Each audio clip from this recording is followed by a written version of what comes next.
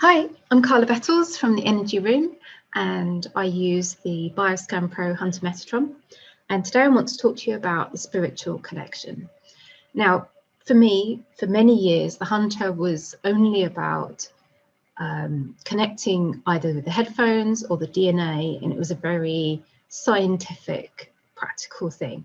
But over the years, I have come to realize that often there is a spiritual connection, and some people, and I generally don't do this, but some people don't even use DNA. They use photographs or names of dates of birth and things like that. And if you've seen my video on the Wuhan COVID-19, you'll see that was a spiritual connection. But I had something very interesting come up today, and it reminded me of how important it is actually just to connect with who you're scanning. So one of the things that I do before I scan someone is I think about them, and I try and connect with them on a spiritual level. And today I was scanning a boy. I've never met him. I don't actually know much about him. I've never seen a photo of him. I've never spoken to him.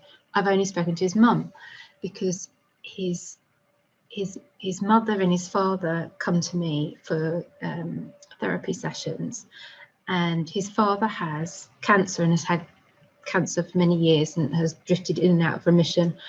But recently, very recently, he's just come up with bone cancer in his ribs.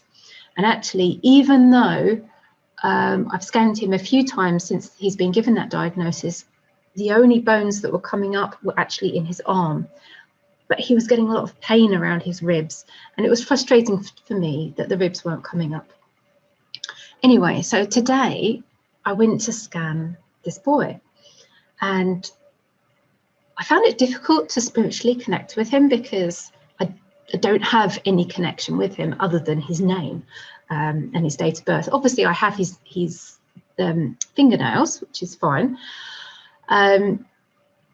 So what I did was I actually thought, well, maybe I can connect to him through his mother.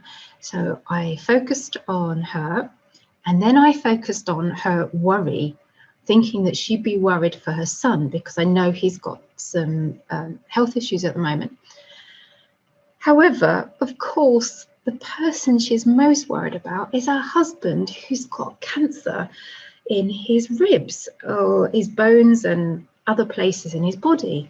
And I've got to show you what came up in this scan.